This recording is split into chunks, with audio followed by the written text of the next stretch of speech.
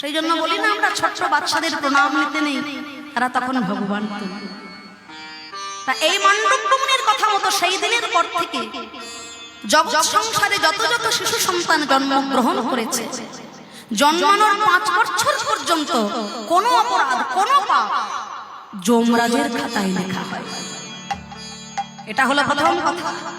আর দ্বিতীয় কথা, আমি লঘু পাপ করেছি, তুমি গুরুদণ্ড দিয়েছো, তাই তোমাকেও আমি অভিশাপ দেব ধর্মরাজ।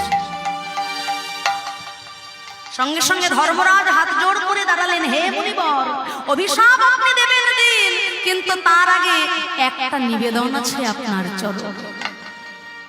আপনি আমাকে যত অভিশাপ দেবেন দিন, কিন্তু 3টে কুলে আপনি যেন আমাকে কোনোদিনও জন্ম দেবেন না।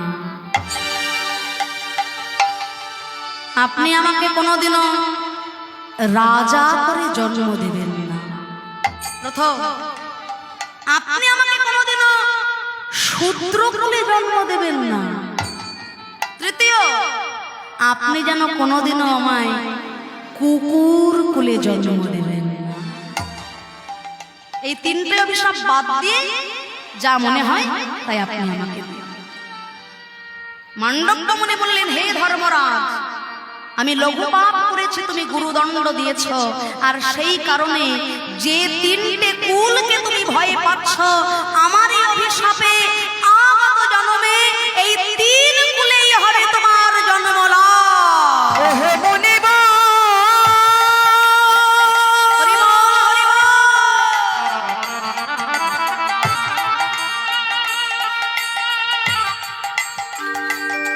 ক্ষমা করো,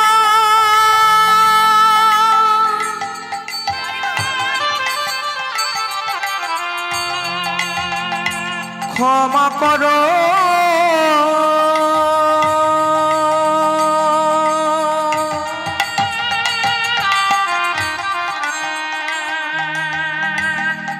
ও হে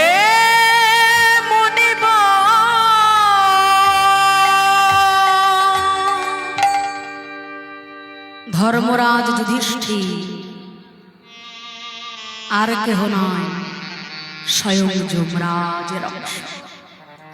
আর দ্বিতীয়, দাসীপুত্র শূদ্রকুলে যার হয়েছিল জন্ম, রাজকর্মচারী হয়েও রাজার অন্ন কোনোদিনও গ্রহণ করেননি, নাম তার দাসীপুত্র বিদুর।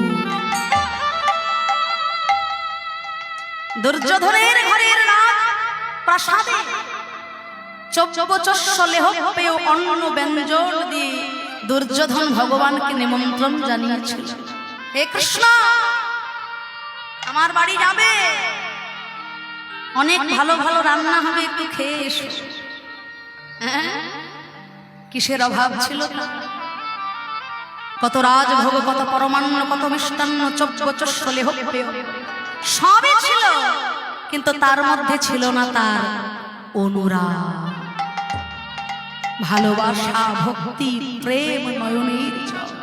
তাই দুর্যোধনের ঘরে ওই রাজভোগ মিষ্টান্ন পরমান্ন বর্জন করে ভগবান ওই বিদুরের স্ত্রীর কাছে শুকনো কলার খোসাগুলো খাওয়ার জন্য ছুটে এসেছিলেন। বিদুরের স্ত্রী ভগবানের রূপে মুগ্ধ হয়ে কলাগুলোকে ফেলে দিচ্ছে। তার তো ধ্যান নাই, জ্ঞান নাই। ভগবানকে ডাকতে গেলে কিছু পাবার আশায় তাকে ডাকলে হয় না। ঠাকুর, ছেলেটার যদি একটা ভালো চাকরি হয়ে যায়, 2 কেজি বাতাসা দিয়ে আমি তোমার পুজো দিয়ে দেব। মেয়েটার যদি একটা ভালো ঘরে বিয়ে দিয়ে দাও, 5 কেজি বাতাসা দিয়ে আমি তোমার পুজো দেব। ওই 2 কেজি 5 কেজি বাতাসার জন্য গোবিন্দের সঙ্গে কন্ডিশন চলছে আমার। আগে দাও, তারপর পাবে, না দিলে কিন্তু বাতাসা পাবে। লো ভগবানকে দেখে, আগে তুমি দাও, তবে তুমি বাতাসা পাবে। ভগবান কি এতই ভিখারি? 2 কিলো বাতাসার পাওয়ার জন্য আমার দুয়ারে এসে বসে আছে। কত বড় বড় রাজা মহারাজা 14 বছর ষোলে হয়েও অন্ন ব্যঞ্জন সাজিয়ে যার জন্য বসে থাকে। সামান্য 2 কেজি 5 কেজি বাতাসা নকুল দানার জন্য তার সঙ্গে আমরা কন্ডিশন করছি। এই চাওয়া পাওয়াই গোবিন্দকে খুশি করা যায় না। গোবিন্দকে খুশি করতে গেলে তার সুখের জন্য তাকে ভালোবাসতে হয়। সতীর যেমন পতির প্রতি টান, মায়ের যেমন সন্তানের প্রতি টান, বিষয়ের যেমন বিষয় বাসনার প্রতি টান, এই 3 টান মিলেমিশে একত্রিত করে হা গোবিন্দ তোমার গোলাম বলে যদি ডাকা যায়, তবে সেই পূর্ণ ব্রহ্ম ভগবানের দেখা পাওয়া যায়। তাই বিদুরের স্ত্রী ভগবানকে দেখে এতটাই মুগ্ধ হলে অঙ্গের বসনটা পড়ার কথাও মনে নয়। স্নান করে বিভৎস অবস্থায় ভগবানকে বসিয়েছেন এক কোলে।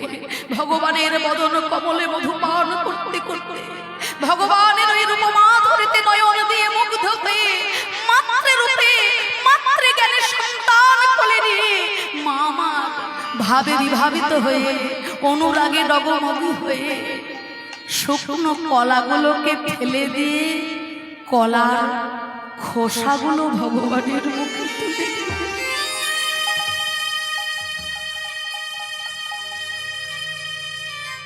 কিন্তু ভগবান আমার কেমন দয়াময় দেখো, তিনি বুঝতে পারছেন যে মা আমাকে কলার খোসা খাওয়াচ্ছে, তথাপিও তিনি ওই কলার খোসাগুলোকেই খেয়ে যাচ্ছে। কেন না, ওই কলার খোসাগুলো খাবার জন্য তিনি আসেননি। ওই কলার ভেতরে, ওই কলার খোসার মধ্যে মায়ের কতটা প্রেম আছে, অনুরাগ আছে, ভক্তি আছে, নয়ন বাড়ি আছে, সেটুকু গ্রহণ করার জন্য ভগবান যুগে যুগে নেমে আসে। তাই সেই দাসপুত্র বিদুর আর কেউ নয়, স্বয়ং ধর্মরাজের অংশ। আর একটা ছবি আপনারা হয়তো অনেকে দেখে থাকবেন, পঞ্চ পাণ্ডবকে একটা কুকুর সশরীরে স্বর্গের পথ দেখিয়ে নিয়ে যাচ্ছেন। সেই কুকুরটি আর কেউ নয়, স্বয়ং ধর্মরাজ। এই 3 কুলে জন্ম হয়েছিল স্বয়ং ধর্মরাজ যমরাজের। এই মান্ডব্য মুনির অভিষেক, কতটা পাওয়ার, কতটা ক্ষমতা। সেই মান্ডব্য মুনি বলছেন, ও হে মালাবতী, স্বামীর অহংকারে অহংকারী হয়ে তুই মুনির অঙ্গে আঘাত করলি। আগামী প্রত্যুষে সূর্য ওঠার সাথে সাথে তোমার স্বামীর মৃত্যু হয়ে যায়। অমন কথা বলো না। হরি বল, হরি বল।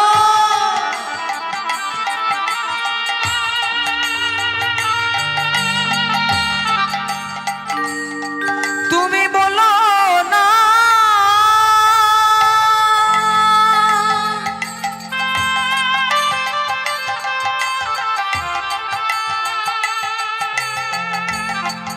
বলো না।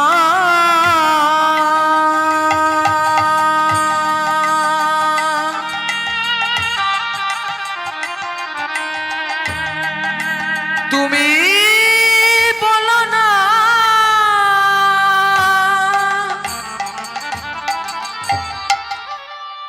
আছাড় খেয়ে পড়লেন মালাবতী মুনিবরের চরণ কমলে। যদি অপরাধ আমার হয়ে থাকে মুনিবর, তাহলে আপনি আমার প্রাণটা নিয়ে নিন, কিন্তু আমার পতি দেবতার যেন কিছু না ঘটে যায়। আশীর্বাদ করুন মুনিবর। জীবনে সতী রমণী হয়েছে, কায়ে মনোবাক্যে স্বামীর সেবা করেছি। এই নারী জন্মে বৈধব্য দশা যেন আমায় না গ্রহণ করতে হয়। জগতে অনেক রমণী আছে বাবা, শাখা সিঁদুর সঙ্গে নিয়ে মরতে পারে এমন ভাগ্য কি সবার হয়? ইচ্ছা থাকলেও হয় না। যারা মহাসতী তারাই একমাত্র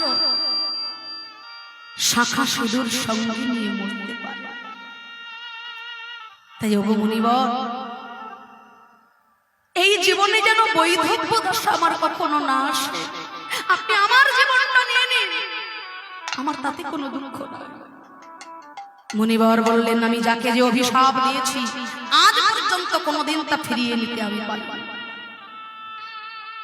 মালাবতী বললেন, তবে শুনুন মুনিবর, অভিশাপ আপনিও দিয়েছেন আর আমিও যদি কায় মনোবাক্যে একদিনের জন্যও স্বামী সেবা করে থাকি, তাহলে যে সূর্য উদয় আমার স্বামীর প্রাণটা কেড়ে নেবে, আজকের পর থেকে ওই সূর্য যেন জগতে আর কোনোদিনও উদিত না হয়। তাই গৌর হরিব।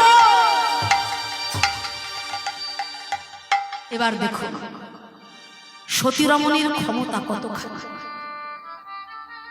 সতী রমণীর এক বাক্যে সেই দিনের পর থেকে সময় অতিবাহিত হয়ে গেল, কিন্তু জগতের বুকে সূর্য উদয় হচ্ছে না।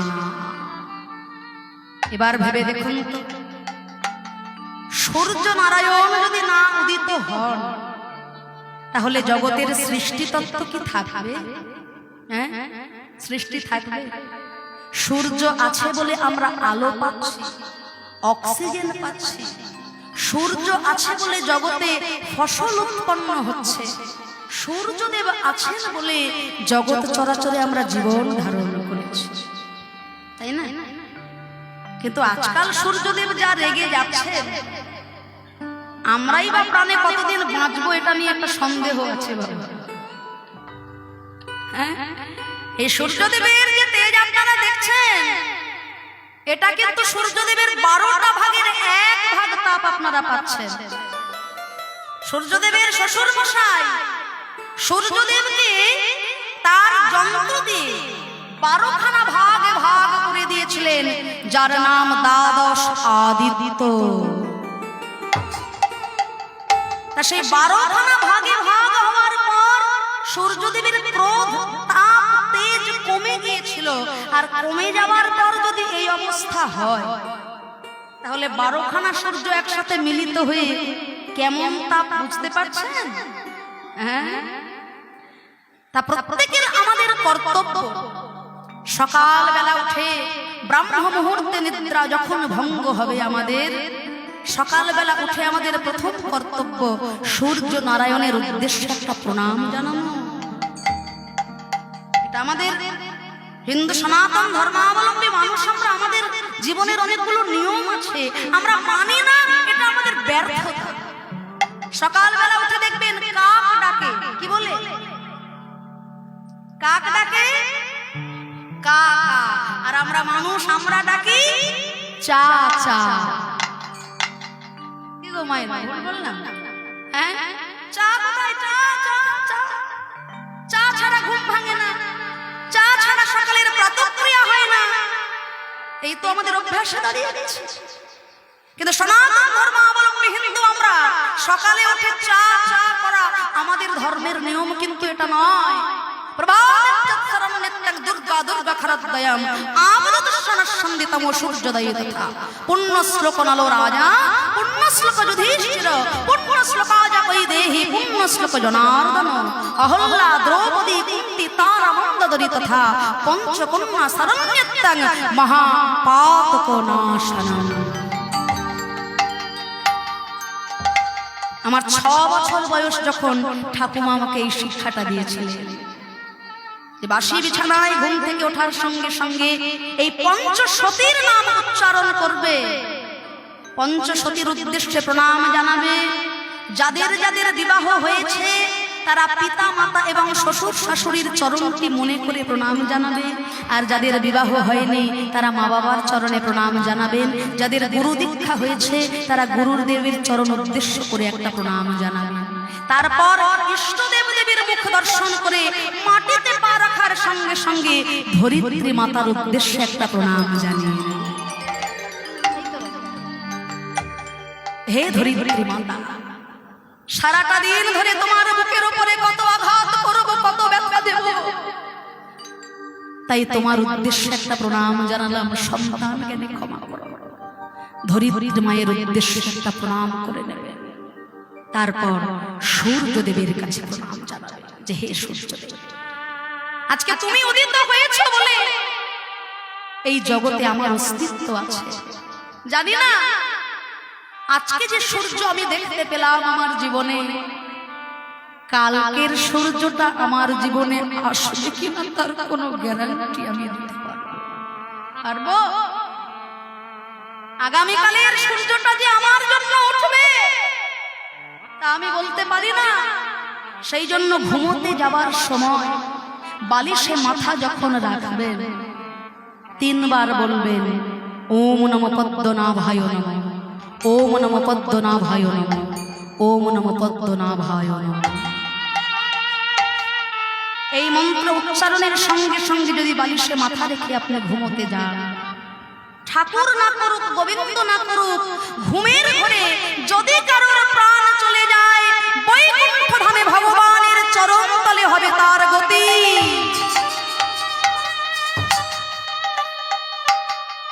ঘুমের ঘরে প্রাণ চলে গেলে তো হরি বলার ক্ষমতা আমার থাকবে না বাবা। তাই আজকের রাত্রিটা আমার জীবনে এসেছে, আগামীকালের সকালটা জীবনে আসবে কিনা তা আমার জানা না। তাই প্রত্যেকটি সনাতন ধর্মাবলম্বী মানুষের প্রয়োজন ঘুমোতে যাওয়ার সময় রাত 2টো অবধি ফেসবুক দেখতে দেখতে ঘুমানো, এটা আমাদের ধর্মের নিয়ম নয়।